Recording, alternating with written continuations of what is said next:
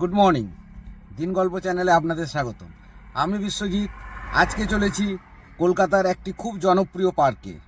ঠিকই ধরেছেন, eco park, যেখানে আমরা সারা দিন আজকে কাটাবো এবং আমাদের সঙ্গে আপনারাও থাকুন। আমরা এই ভিডিওতে ইকো পার্ক কীভাবে যাবেন, তার এন্ট্রি ফি কী আছে এবং সেখানে কি কি দর্শনীয় জিনিস দেখার আছে তার পুরো ডিটেলস থাকবে এই ভিডিওতে।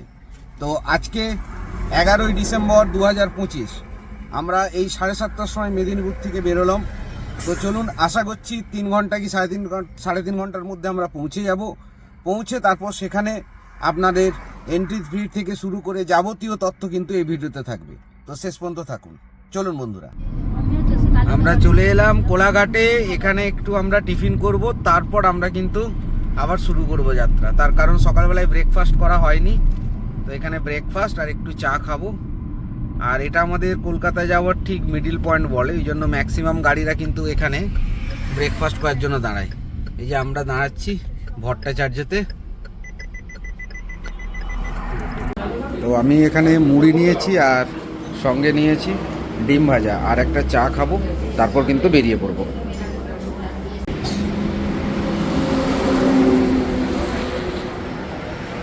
আমরা এখান থেকে ব্রেকফাস্ট করে বেরোলাম। তো বিশেষ কিছু সেরকম খাইনি, অল্প একটু মুড়ি খেয়েছি, কেননা ড্রাইভ করব, অল্প খাওয়াই ভালো। আর একটু চা খেয়ে আমরা বেরিয়ে গেলাম।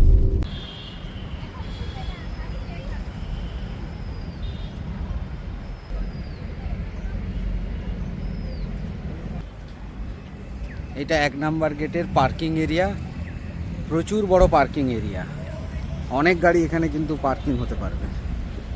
তো আমরা টিকিট কেটে নিচ্ছি, এবার আমরা ভেতরে ঢুকবো। চলুন, এই টিকিটটা দিয়ে দেখি দাও। এখানে একটি ম্যাপ দেওয়া আছে, দেখুন। আমরা এই যে গেট নাম্বার 1-এ এলাম, এরপর আমরা আস্তে আস্তে যাব। কলকাতা মানেই ব্যস্ততা, ভিড় আর একটানা ছুটে চলা শহর। কিন্তু জানো, এই শহরের মাঝেই আছে এক টুকরো শান্তি, এক টুকরো প্রকৃতি, যাকে বলে ইকো পার্ক। আজকের গল্পে আমরা ট্যুরে দেখব নিউ টাউনের ইকো পার্ক, এক এমন জায়গা যেখানে শহরের কোলাহল মিলিয়ে যায় পাখির ডাক আর লেকের ঢেউয়ে। ইকো পার্ক অবস্থিত নিউ টাউনের অ্যাকশন এরিয়া 2-তে। চলুন দেখে নিই কলকাতার যে কোনো প্রান্ত থেকে কিভাবে সহজে পৌঁছে যাওয়া যায় এই জনপ্রিয় স্পটটিতে। প্রথমটি হলো হাওড়া স্টেশন থেকে মেট্রো ধরে সল্টলেক সেক্টর 5 পর্যন্ত আসুন। তারপর এখান থেকে অটো বা ট্যাক্সি ধরে ইকো পার্কে গেট নাম্বার 1 বা গেট 3-এ পৌঁছে যেতে পারেন। প্রায় 20 থেকে 30 মিনিটের রাস্তা। দ্বিতীয় উপায়, সরাসরি ওলা বা উবের ক্যাব ধরতে পারেন। ভাড়া পড়বে প্রায় 700 থেকে 800 টাকার মধ্যে, ট্রাফিকের উপর নির্ভর করে। শিয়ালদহ থেকে আসতে চাইলে সল্টলেক সেক্টর 5 যাওয়ার বাস বা অটো খুব সহজে পাওয়া যায়। সেক্টর 5 থেকে ইকো পার্কের দূরত্ব মাত্র 6 কিলোমিটার। এখান থেকে অটো বা ক্যাব ধরে 20 থেকে 30 মিনিটের মধ্যে ইকো পার্ক চলে আসতে পারবেন। আর যদি নিজস্ব গাড়িতে আসেন আমাদের মতো, তাহলে নিউ টাউনের মেজর আর্টেরিয়াল রোড ধরে ইকো পার্কের যে কোনো গেটে ঢোকা যায়। প্রতিটি গেটের বাইরে গাড়ি পার্কিংয়ের ব্যবস্থা আছে। জনপ্রিয় গেট হলো 2 ও 4। আমরা 2 নাম্বার গেট দিয়ে প্রথমে ঢুকবো বলে প্ল্যানিং করেছিলাম, কিন্তু যেহেতু 1 নাম্বারে পার্কিংটা আরও ভালো আছে, যার জন্য আমরা 1 নাম্বার গেটে দিয়েই আমরা কিন্তু ঢুকলাম। মার্চ থেকে অক্টোবর মাস পর্যন্ত খোলার সময় 2:30 এবং বন্ধের সময় 8:30, এবং নভেম্বর মাস থেকে ফেব্রুয়ারি মাসে খোলার সময় 12টার মধ্যে আর সন্ধ্যের সময় 7:30-এ বন্ধ হয়ে যায়। আমাদের পার্কে ঢুকতে একটু দেরি হয়ে গেল। ভেবেছিলাম 11:30 12টার মধ্যে ঢুকবো, কিন্তু অলরেডি এখন 12:45 বাজে। আর আমরা বাইরে থেকে খাবার খেয়ে ঢুকিনি, আমরা খাবার নিয়ে নিয়েছি। তো এখন আমরা এখানে প্রথমেই লাঞ্চ করে নেব, তারপর আমরা কিন্তু এখানে যে জায়গাগুলো আছে সেগুলো ঘুরে দেখব। আর এখানে কিন্তু আপনার বাইরের খাবার অ্যালাও আছে, অতএব আপনি বাইরের খাবার এনে এখানে কিন্তু খাবার খেতে পারেন। তো এখানে অলরেডি আমরা একটু পরেই খাওয়া দাওয়া শুরু করব। এই দেখুন, স্ট্রেট গেলে হচ্ছে Eiffel tower, Japanese garden, butterfly garden, toy train, 7 wonders, solar ডম।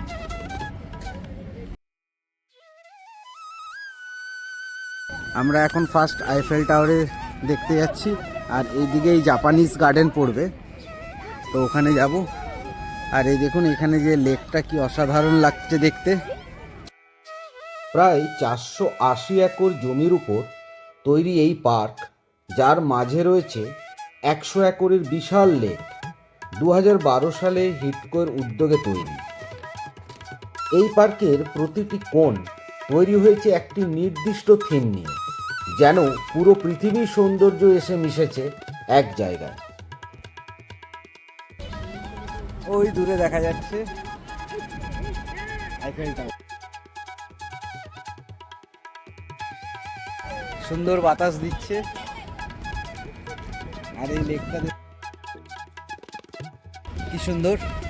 এবারে আমরা আমরা 1 নাম্বার গেটে দিয়ে ঢুকেই লেফট সাইডে যেটা ফার্স্ট আমাদের দেখার জায়গা আসছে, সেটা হচ্ছে জাপানিজ ফরেস্ট। তো এই দেখুন, তো এখন আমরা জাপানিজ ফরেস্টে যাব বা জাপানিজ গার্ডেন। গেটে ঢোকার আগেই দেখবেন আপনারা টোটাল 4টা এখানে সিংহ স্ট্যাচু করা আছে।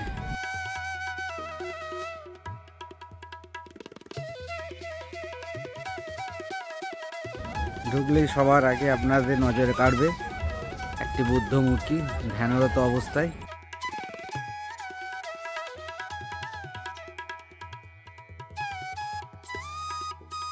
এই যেন কলকাতার বুকে এক টুকরো জাপান।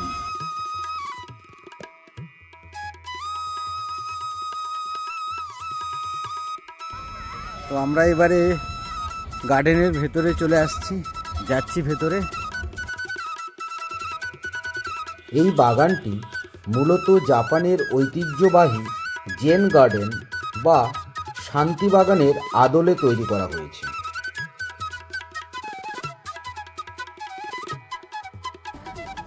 এখানে দেখুন কি সুন্দর লতা গাছের একটি গেট করা আছে, আর ওখানে আপনার অনবরত ঘন্টা বেজে যাচ্ছে।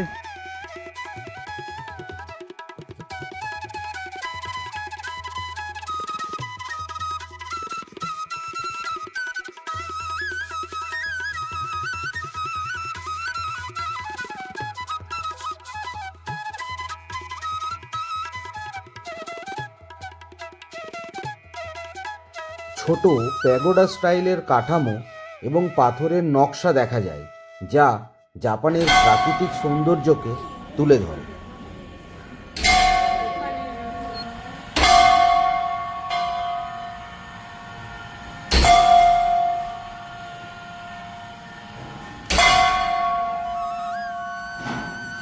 দেখুন কলকাতার বুকে এক টুকরো জাপান।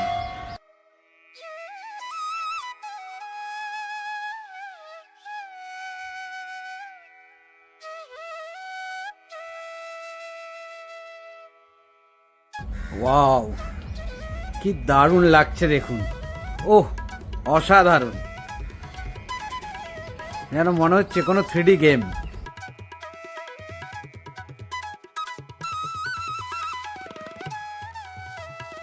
সত্যি ইকো পার্কে অনেক কিছুই দেখার আছে, তবে আপনাদেরকে সময় নিয়ে আসতে হবে। আমাদের একটু দেরি হয়ে গেল আজকে ঢুকতে, জানি না আমরা কমপ্লিট করতে পারবো কি না, তবে ইচ্ছা তো আছে পুরোটা কমপ্লিট করে দেখার, ঘুরে দেখার।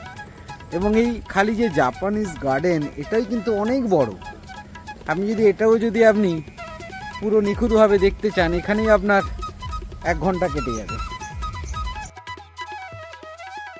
পুকুরের উপর ছোট কাঠের ব্রিজ জাপানি বাগানের অন্যতম আকর্ষণ।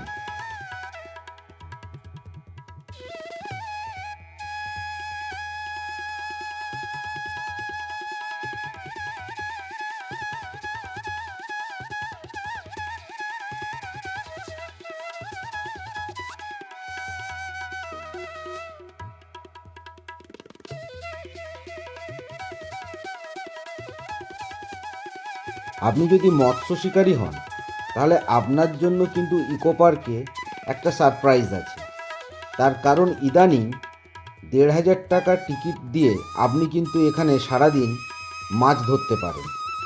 সকাল 7টা থেকে সন্ধ্যা 6টা পর্যন্ত আপনি এই সুযোগ নিতে পারেন।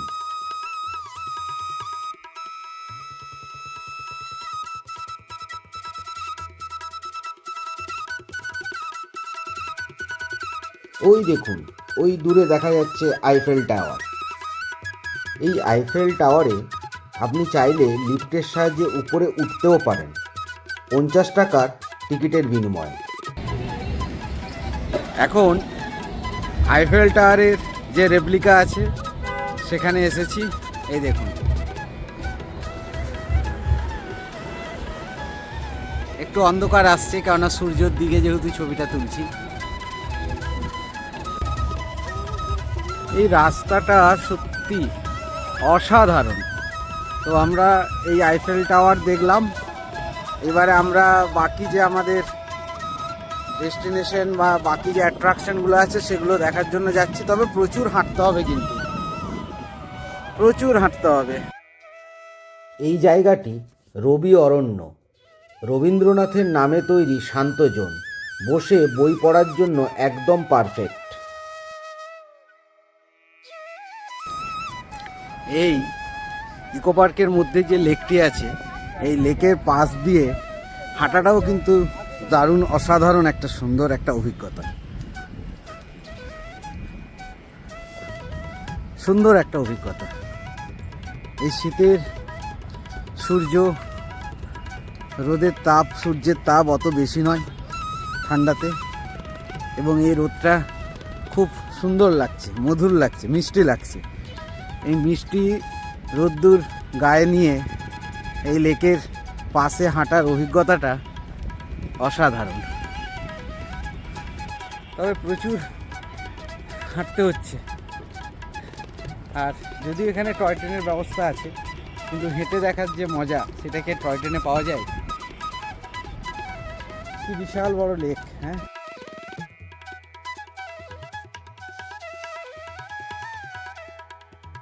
আপনারা 1 নাম্বার গেট দিয়ে যদি প্রবেশ করেন তাহলে কিছু দূর আসার পরই বাঁ দিকে আপনারা এখানে শিকারা প্লাস প্যাডেল বোট এবং স্পিড বোট, এই জলের যে অ্যাক্টিভিটিগুলো আছে সেগুলোর টিকিট কিন্তু এখান থেকে পেয়ে যাবেন। তো আমরা যেমন শিকারাতে চাপবো ঠিক করেছি, তো একটা শিকারাতে টোটাল 4 জন বসতে পারবে এবং তার জন্য 300 টাকা এনাদের ফিজ আছে, এবং এটা 30 মিনিটস ওনারা এই জলের মধ্যে নিয়ে যাবেন এ প্রান্ত থেকে ও প্রান্তে, এবং তারপর 30 মিনিটস পর আবার এখানে পৌঁছে দেবেন। আর এটা 1 নাম্বার গেট দিয়ে ঢুকলে সুবিধা হবে, অথবা 2 নাম্বার গেট দিয়ে ঢুকলে প্রথমেই পড়বে এই শিকারা রাইডিং। এখানে বোটটা দেখলে আপনারা বুঝতে পারবেন, এখানে রেটগুলো দেয়া আছে।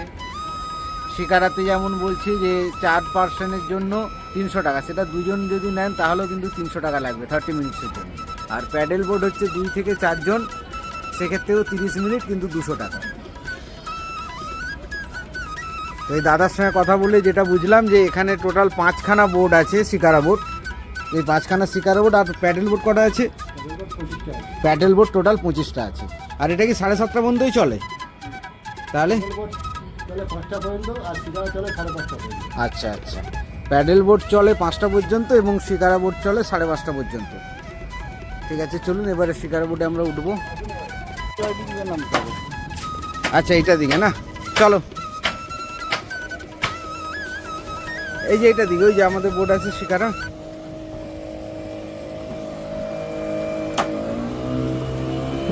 এইটাতে তো আচ্ছা, নাম এই নিন।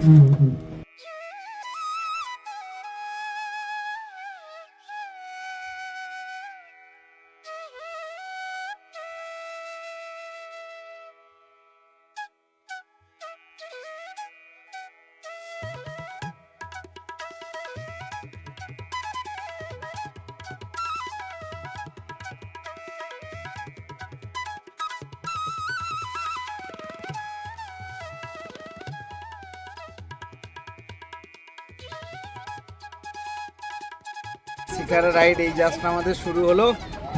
এখন 2:17 বাজে। তো ইনি আধা ঘন্টার মতো আমাদেরকে ঘোরাবেন। সেই কাশ্মীরে যেভাবে আমরা তৃষা তখন ছোট ছিল যখন কাশ্মীর গেছিলাম, সেখানেও শিকারাটা এরকম, তফাৎকালী সেখানে বেশ সুন্দর কুশন দেওয়া ছিল।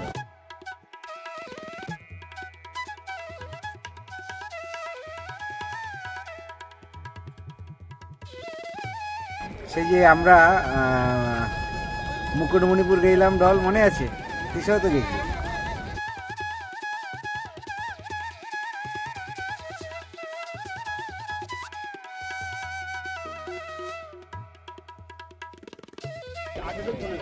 ও এটার আবার ভাগ আছে বলছেন? এটা 35 ফুট গভীরতা, আর একটা আছে 18 ফুট, আর একটা আছে 15 ফুট। আর ওই মাঝে যেটা দেখা যাচ্ছে ওটা কি রেস্টুরেন্ট না?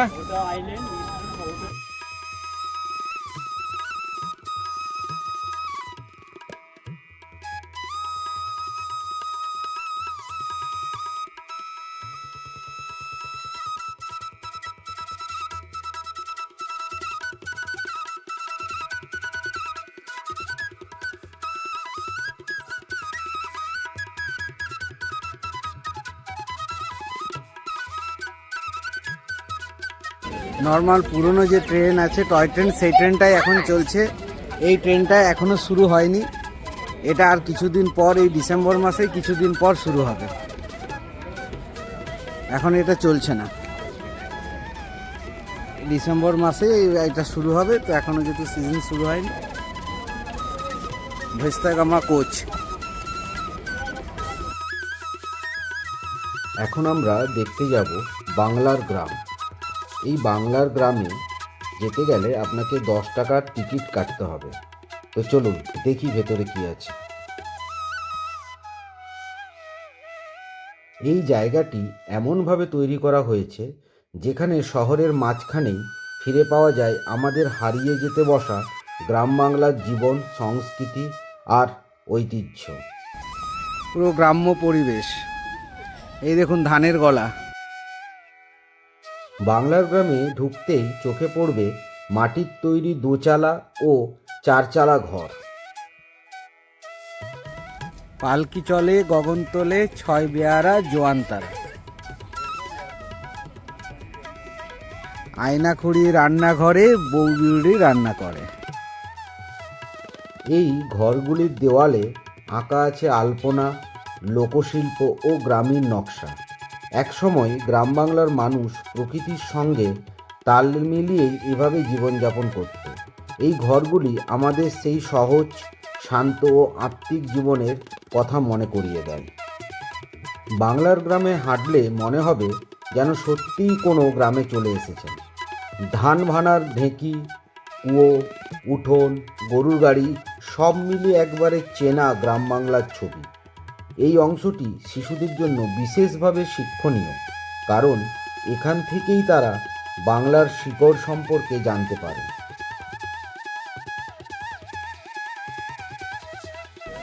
একটি রেস্টুরেন্ট আছে লেফট সাইডে। তো এই রেস্টুরেন্টে আপনারা খাবার খেতে পারেন, এবং এখানে যে পরিবেশন করা হয় পুরো গ্রাম বাংলার যেভাবে পরিবেশন করা হয়, কাঁসার থালাতে খাবার পরিবেশন করা হয়। এই দেখুন সুন্দর এখানে চাষবাস হয়েছে, এবং প্লাস যারা এখানে পরিবেশন করছে তারা কিন্তু ধুতি গেঞ্জি এবং গামছা পরে এখানে কিন্তু বেয়ারারা পরিবেশন করছে। তো যদি লাঞ্চ করে না আসেন তো এখানে কিন্তু লাঞ্চ করে দেখতে পারেন।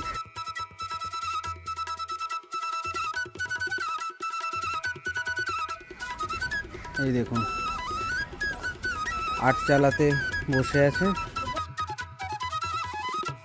এখানে দেখুন যেমন গ্রাম বাংলাতে হাট বসে, সেই হাট বাজারেরই একটি ছবি তুলে ধরা হয়েছে। এটা সম্ভবত হাটে জিনিসপত্র কেনা বেচা হচ্ছে, এবং তার সঙ্গে দেখুন এখানে খরিদ্দারও কিন্তু দাঁড়িয়ে আছে।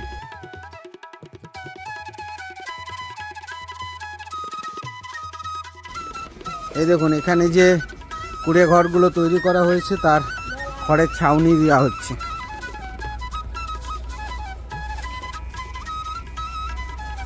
সুন্দর করেছে এই জায়গাটা কিন্তু। আসলে ইকো পার্কে সবচেয়ে বড় ব্যাপার হলো এখানে এত কিছু দেখার জিনিস আছে যে আপনি কোনটা দেখবেন না খুঁজে পাবেন না। দেখুন পটলদার চায়ের দোকান, মানে এক একটা যে স্পট আছে সেই স্পটগুলোতেই আপনার ঘন্টাখানেক কেটে যাবে, বুঝতে পারবেন না। তো একদিনে কাভার করা খুব মুশকিল, জানি না। অলরেডি 3:15 বাজে, আমরা পুরোটা কাভার করতে পারবো কি পারবো না বুঝতে পারছি না। তো দেখছি যতটা তাড়াতাড়ি সম্ভব যদি কাভার করা যায়। প্রচুর কিছু দেখার জিনিস আছে, প্রচুর কিছু। আপনি কোনটা দেখবেন না খুঁজে পাবেন না, এত কিছু দেখার জিনিস আছে। এই দেখুন চণ্ডী মণ্ডপ,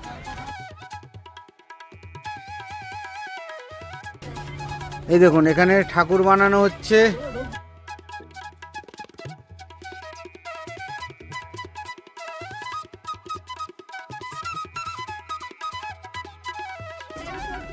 পাঠশালাটি দোকান ঘরে গুরুমশাই দোকান করে, অর্থাৎ পাঠশালাটা তৈরি করা হয়েছে দোকান ঘরেই, সেখানেই পড়াশোনা হচ্ছে। তার সঙ্গে যে গুরুমশাই আছেন উনি আবার দোকানও চালান। দারুণ কনসেপ্ট। এই দেখুন এখানে একটি গরুর গাড়ি করা আছে। বাড়িগুলো সুন্দর বানিয়েছে, একবারে গ্রাম বাংলার বাড়ি। এই দেখুন একটি গরুর গাড়ি করা আছে।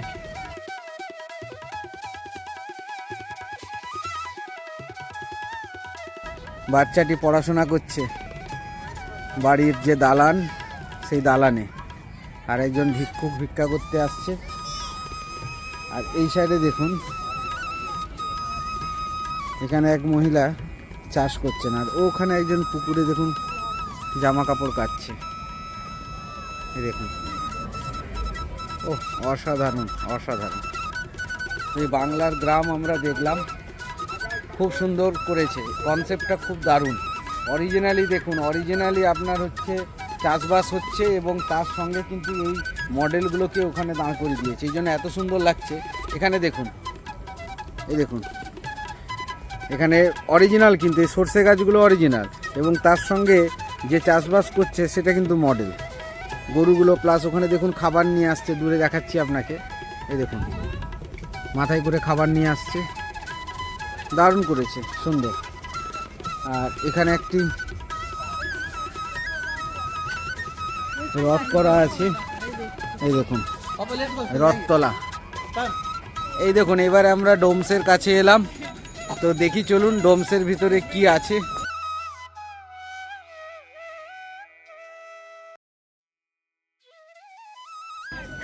সোলার ডোম ওপেন 11টার সময় আর ক্লোজ হচ্ছে 6:30-এ।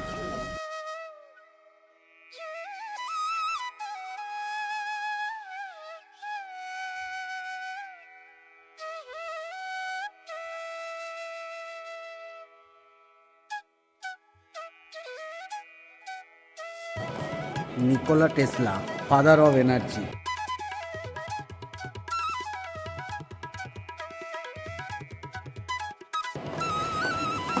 আমরা সোলার ডোমের মধ্যে টিকিট কেটে ঢুকলাম। তো এখানে টিকিটের দাম হচ্ছে পার হেড 200 রুপিস, 200 টাকা করে। তো এখান থেকে আমরা এবারে 6th ফ্লোরে যাব। এটা একটি অ্যাকচুয়ালি মিউজিয়াম।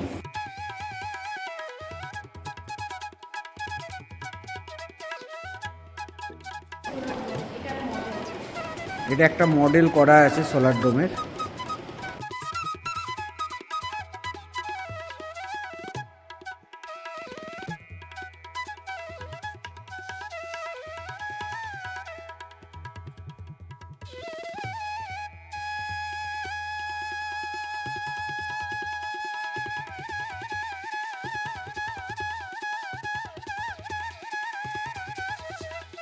সোলার ডোম হলো একটি বিশেষ গম্বুজ আকৃতির কাঠামো যা সম্পূর্ণভাবে সূর্যের আলো ব্যবহার করে বিদ্যুৎ উৎপাদন ও আলো বিতরণের ধারণা তুলে ধরে। এই ডোমের মূল উদ্দেশ্য হলো সাধারণ মানুষের মধ্যে নবীকরণযোগ্য শক্তি, বিশেষ করে সৌরশক্তি সম্পর্কে সচেতনতা তৈরি করা। আজকের দিনে যখন বিদ্যুৎ সংকট ও পরিবেশ দূষণ বাড়ছে, তখন সোলার ডোম আপনাকে বিকল্প শক্তির গুরুত্ব বোঝায়।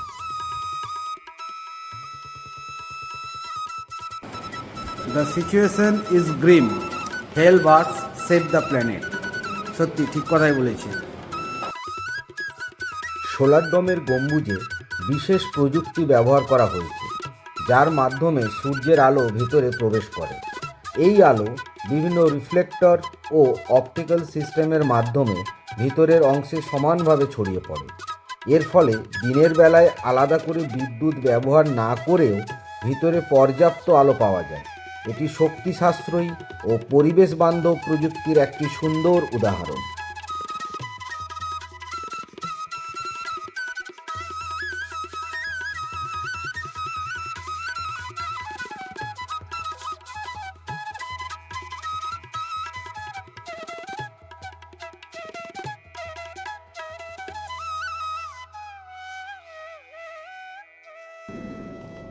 The Syrian wild ass. বিভিন্ন রেপ্লিকা বানানো আছে এবং তাদের স্পিসিস এবং তাদের সম্বন্ধে পুরো ডিটেলস কিন্তু এখানে দেওয়া আছে। দেখুন, যেমন এটা হচ্ছে দ্য গ্রে ডাক, পাইরেনিন আইবেক্স। এইভাবে কিন্তু আমরা গ্রাউন্ড ফ্লোর থেকে ক্রমশ 6 ফ্লোর পর্যন্ত আমরা কিন্তু ক্রমশ উঠছি। এবং এটা একটা ফুল মিউজিয়াম, 6 ফ্লোর পর্যন্ত এই মিউজিয়ামটা আছে।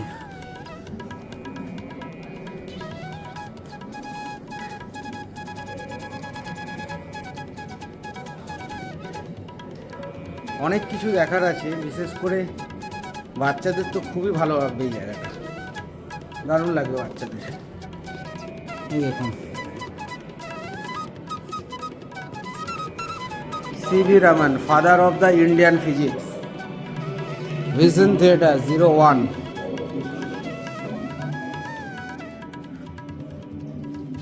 অধিকাংশ শিল্প ও পরিবহন ব্যবস্থা জীবাশ্ম জ্বালানির উপর নির্ভরশীল।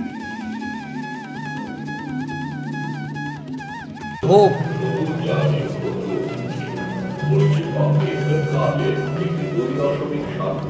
Vision theatre 2।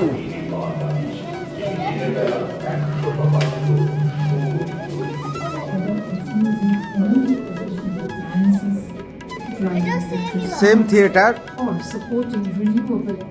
এখান থেকে যে রিনিউয়েবল এনার্জি আছে সেই ব্যাপারে বলছে। প্রচুর টাইম নিয়ে আসতে হবে এগুলো সব দেখতে গেলে। এখানে বসার ব্যবস্থা করা আছে, আপনারা এখানে বসে আপনারা কিন্তু এগুলো দেখতে পারেন। Wow, the first look. দেখুন, আমরা সেকেন্ড ফ্লোর থেকে ছবিটা তুলেছি, কি অসম্ভব সুন্দর লাগছে। দেখুন, অসম্ভব সুন্দর লাগছে। চলো এবারে উপরে চলো। Michael Faraday, father of electricity. এটা হচ্ছে hydro power plant. Hydro power প্ল্যান্টের হচ্ছে একটা মডেল। ওখান থেকে যে জল আসছে, জল নামছে। আমরা যে পুরুলিয়া গেছিলাম না, পুরুলিয়াতেও এরকম সিস্টেম করা আছে। আসো এদিকে আসো।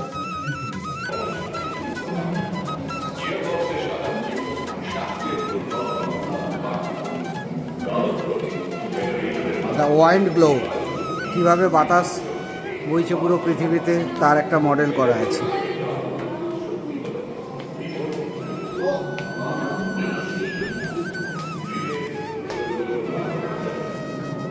Satyendranath Bose, father of god of particle.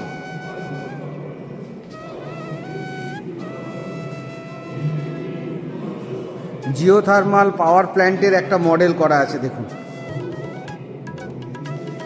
অনেক কিছু দেখার আছে।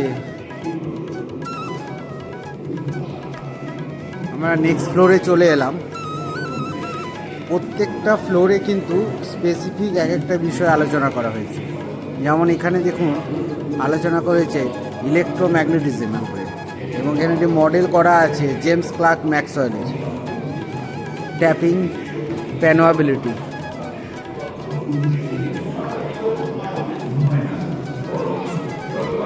Concentrated solar power project over the world.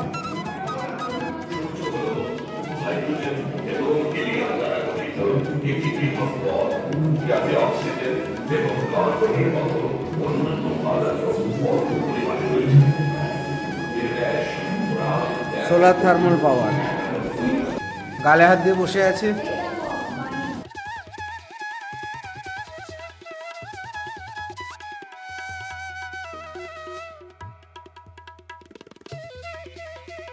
আমরা L1 থেকে এখন L6-এ চলে এলাম। এটাই লাস্ট ফ্লোর। এই দেখুন, এলেন mask, father of technology, future ready.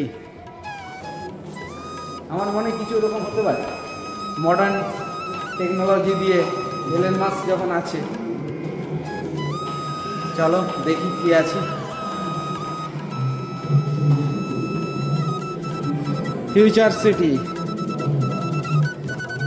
এরকম ফিউচার সিটি দেখুন, সবুজে সবুজ।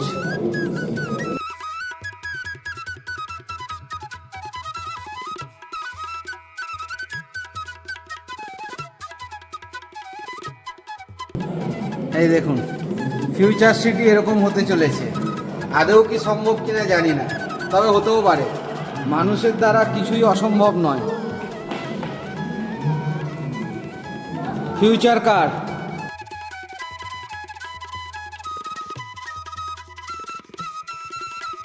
আপনারা L1 থেকে L6 পর্যন্ত উঠবেন এবং পুরো দেখা হয়ে যাওয়ার পর L6 থেকে লিফটের ব্যবস্থা আছে।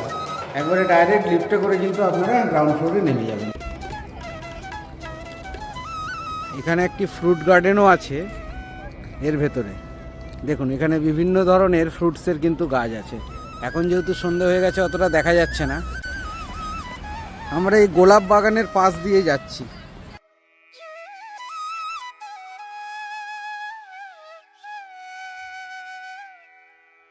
এই ফ্রুটস বাগানেরই ডান সাইডে আপনার গোলাপ বাগান। এখনো যেহেতু শীত সেভাবে পড়েনি, তো গোলাপ এখনো কিন্তু পুরো ফুটে।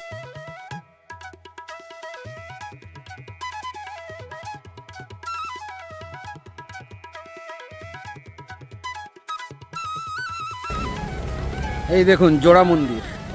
আমাদের বিষ্ণুপুরে যে পোড়ামাটির জোড়া মন্দির আছে, তারই আদলে তৈরি এই মন্দির। দেখুন,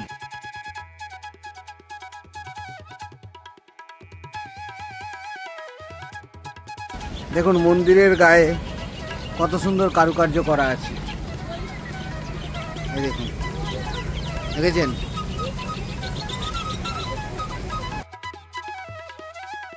এবারে আমরা মিস্ট গার্ডেনে আসছি।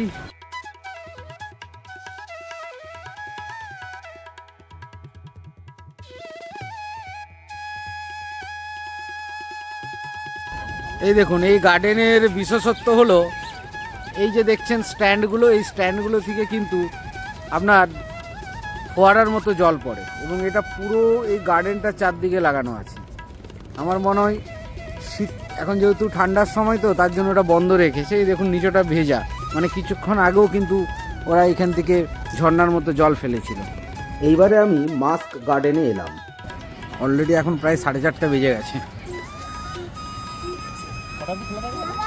8:30 পর্যন্ত খোলা থাকে। তবে 7 ওয়ান্ডার্স অফ ওয়ার্ল্ডে কিন্তু আলোর ব্যবস্থা আছে। তো এখানে দেখুন বিভিন্ন দেশের যে স্টেট আছে, সেই স্টেটের বিভিন্ন মাস্ক কিন্তু এখানে আপনারা দেখতে পাবেন। এই গার্ডেনে ঢোকার জন্য কোনো এন্ট্রি ফি কিন্তু লাগে না। এই গার্ডেনটি 3 নম্বর গেটের কাছাকাছি পড়বে। টয় ট্রেন এখান থেকে আপনারা চাপতে পারবেন। এই দেখুন, ঘুম স্টেশন।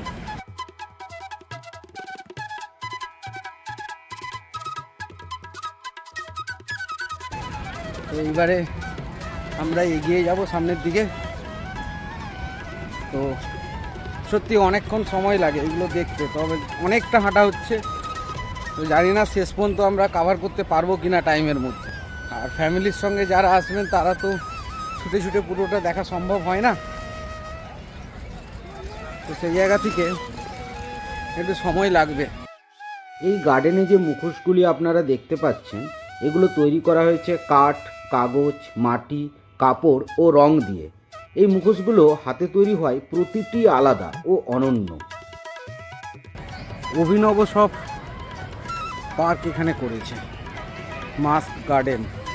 যতগুলো গার্ডেন বানানো হয়েছে প্রত্যেকটারই এক অভিনত্ব আছে।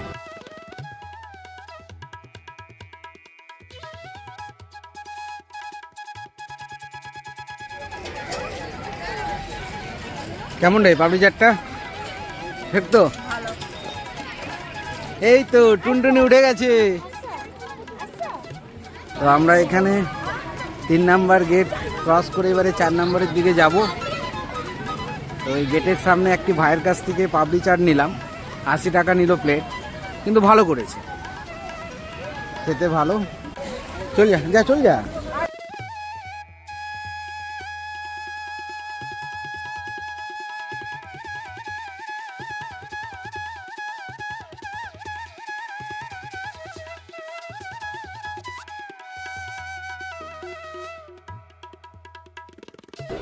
সেভেন ওয়ান্ডার্স অফ ওয়ার্ল্ডের টিকিট কেটে নিলাম, 30 টাকা করে পড়লো পার হেড। তো এবারে আমরা যাব এই পার্কের সব থেকে যেটা মেন অ্যাট্রাকশন। তো চলুন, এখানেই হচ্ছে এন্ট্রি আছে, এখানটা এন্ট্রি। 6 জনের পেছনে আছে। সপ্তম আশ্চর্যর প্রথম আশ্চর্য আমরা দেখে নেব মেক্সিকোর চিচেন ইটজা, মায়া সভ্যতার সবচেয়ে বিখ্যাত স্থাপনা। এখানকার পিরামিডে সূর্যের আলো পড়লে ছায়ার মাধ্যমে সাপের আকৃতি দেখা যায়। ইকো পার্কে এই ওয়ান্ডার জ্ঞান ও রহস্যের প্রতীক হিসাবে তুলে ধরা হয়েছে।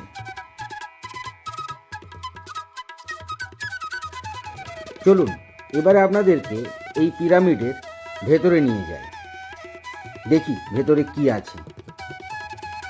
এই দেখুন, এখানে দেখতে পাচ্ছেন এই পিরামিডের ভেতরে বিভিন্ন ছবি রাখা আছে। অ্যাকচুয়ালি এই ছবিগুলো একটি কিন্তু প্রাচীন লিপি, আর এখানে একটি মমিও রাখা আছে, মমির রেপ্লিকা হিসাবে। এই পিরামিডের নির্মাণকাল খ্রিস্টীয় 600 থেকে 1200 এবং ধাপে ধাপে এই পিরামিড কিন্তু তৈরি করা হয়েছে, জ্যোতির্বিদ্যার সাথে গভীর সম্পর্কযুক্ত।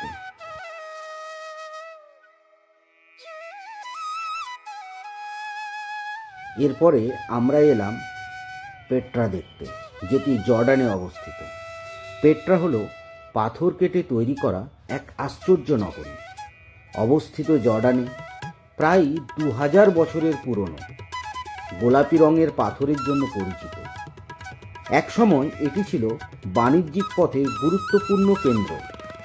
ইকো পার্কের পেট্রার ব্লেকা পাথরের নকশা ও গঠন দিয়ে একটি রহস্যময় পরিবেশ সৃষ্টি করে।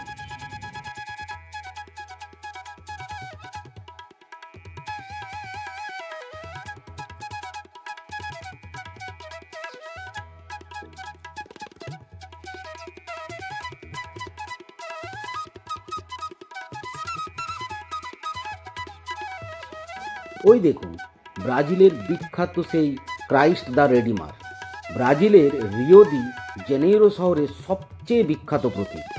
উচ্চতা প্রায় 30 মিটার, পাহাড়ের উপর দাঁড়ানো 2টি হাত প্রসারিত করা ভঙ্গি। ইকো পার্কের রেপ্লিকায় এই ভঙ্গিটি খুব সুন্দরভাবে তুলে ধরা হয়েছে, যা দর্শনার্থীদের কাছে আলাদা আকর্ষণ সৃষ্টি করে। এখানে আপনারা 30 টাকার টিকিট যদি কাটেন, তাহলে ওয়ার্ল্ডের যে সপ্তম আশ্চর্য যে 7টা জায়গা আছে, সেই জায়গার রেপ্লিকা এখানে বানানো আছে।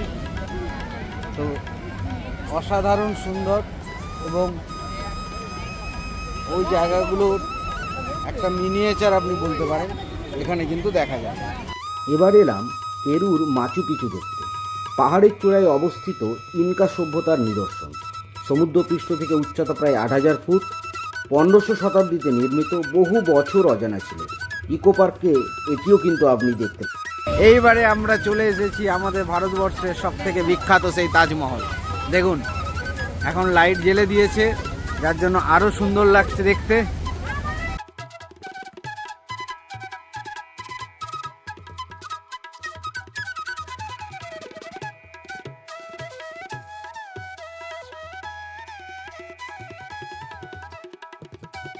তাজমহল শুধু একটি স্মৃতিসৌধ নয়, এটি ভালোবাসার অমর প্রতীক। মুঘল সম্রাট শাহজাহান তার প্রিয় স্ত্রী মমতাজ মহলের স্মৃতিতে 1632 সালে তাজমহল নির্মাণ শুরু করেন। নির্মাণ সম্পূর্ণ হতে প্রায় 22 বছর সময় লেগেছিল। তৈরি করা হয়েছে সাদা মার্বেল পাথরে এবং এটি যমুনার তীরে অবস্থিত। ইকো পার্কে তৈরি তাজমহলের রেপ্লিকাটি আকারে ছোট হলেও কারুকাজ ও গঠন খুব সুন্দরভাবে ফুটিয়ে তোলা হয়েছে। দিনের আলো ও সন্ধ্যার লাইটে এটি আরও মনোমুগ্ধকর হয়ে ওঠে।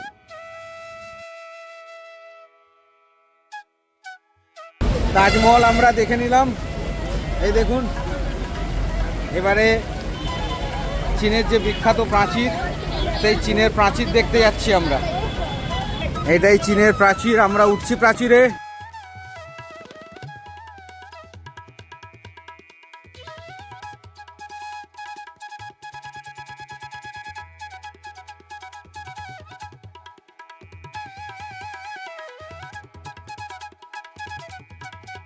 গ্রেট ওয়াল অফ চায়না, হ্যাঁ, বিশ্বের সবচেয়ে দীর্ঘ মানব নির্মিত প্রাচীর।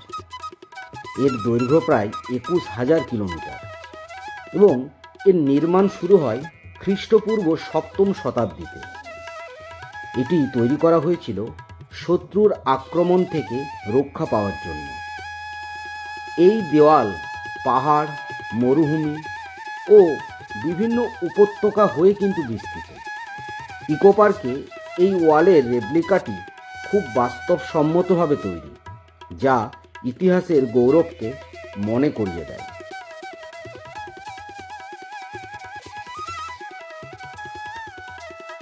আপনারা যদি ইকো পার্কের 4 নম্বর গেট দিয়ে প্রবেশ করেন, তাহলে কিন্তু এই 7 ওয়ান্ডার্স অফ দ্য ওয়ার্ল্ড সবার প্রথমেই কিন্তু পড়বে।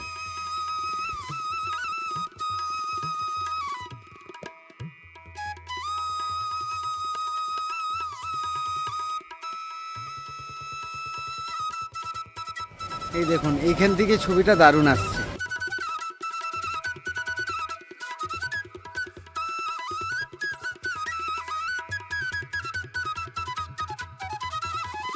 এবার আমরা চলে এলাম ইতালিতে, ইতালির কলোসিয়াম দেখতে। রোম শহরের প্রাণকেন্দ্রে অবস্থিত এই কলোসিয়াম, এটির নির্মাণকাল খ্রিস্টীয় 80 সালে। এই স্টেডিয়ামটির ধারণ ক্ষমতা প্রায় 50,000 দর্শকের। গ্ল্যাডিয়েটর যুদ্ধের জন্য বিখ্যাত। এটি প্রাচীন রোমান স্থাপত্যের এক অনন্য উদাহরণ। ইকো পার্কের কলোসিয়াম রেপ্লিকা এর গোলাকার গঠন ও খিলানগুলো খুব সুন্দরভাবে ফুটিয়ে তুলেছে।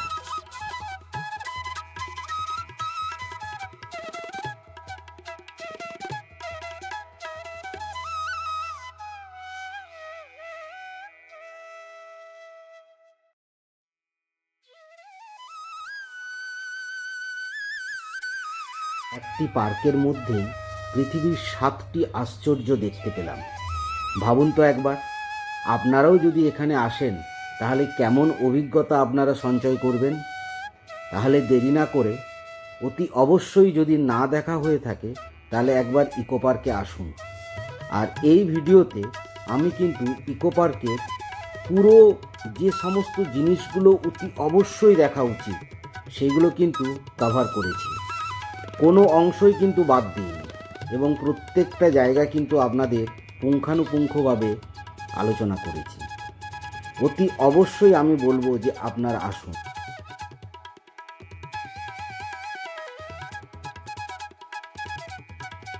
এই ইকো পার্কের মধ্যেই একটি টেক অফ বলে গেম জোন আছে। যদি সঙ্গে বাচ্চা থাকে তাহলে অতি অবশ্যই বলবো যে একবার আপনারা এই গেম জোনও কিন্তু ভিজিট করবেন। এখানে বাচ্চাদের জন্য অনেক রকমের কিন্তু গেম আছে এবং এই গেমগুলি প্রত্যেকটির জন্য 200 টাকা করে ওরা কিন্তু চার্জ নিচ্ছে।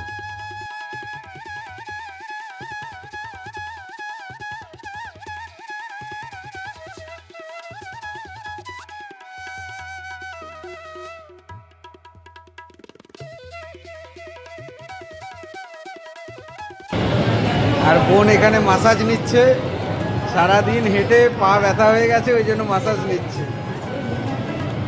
নমস্কার বন্ধুরা, এই ছিল আজকের আমাদের দিন গল্প চ্যানেলের ইকো পার্কের টোটাল ডিটেলস। তো আমরা আজকের ভিডিও এখানেই শেষ করব। তো যদি ভিডিওটি আপনাদের ভালো লেগে থাকে তাহলে অতি অবশ্যই লাইক এবং কমেন্ট করবেন। আর যদি চ্যানেলটিকে যদি এখন পর্যন্ত সাবস্ক্রাইব না করে থাকেন তাহলে অতি অবশ্যই চ্যানেলটিকে সাবস্ক্রাইব করবেন এবং যে বেল আইকনটি আছে ওটিকে ক্লিক করে দেবেন। এর ফলে কি হবে, নতুন যখন কোনো ভিডিও আমি আপলোড করব সবার প্রথম কিন্তু তার নোটিফিকেশান আপনারা পেয়ে যাবেন। তো এখন 6:30 বাজে। তো আমরা এইবারে বেরিয়ে যাব, সন্ধেও হয়ে গেছে। তবে সন্ধেবেলায় ইকো পার্কের রূপ কিন্তু অন্যরকম। দিনের বেলায় এর রূপ একরকম এবং সন্ধেবেলায় এর রূপ আরেক রকম। তবে আমার রেকমেন্ডেশন থাকবে, যদি ইকো পার্কে আসেন অতি অবশ্যই এই যে 7 ওয়ান্ডার অফ ওয়ার্ল্ড এটা দেখতে কিন্তু ভুলবেন না। আমার ভাগ্য ভালো যে আমি দিনের বেলাতেও এটা দেখেছি, অর্থাৎ আলো যখন জ্বালা ছিল না এবং আলো জ্বালা অবস্থাতেও আমি দেখেছি। তো আজকের মতো এখানেই বন্ধুরা, আবার দেখা হবে দিন গল্পের নতুন আরেকটি ভিডিওতে। টাটা।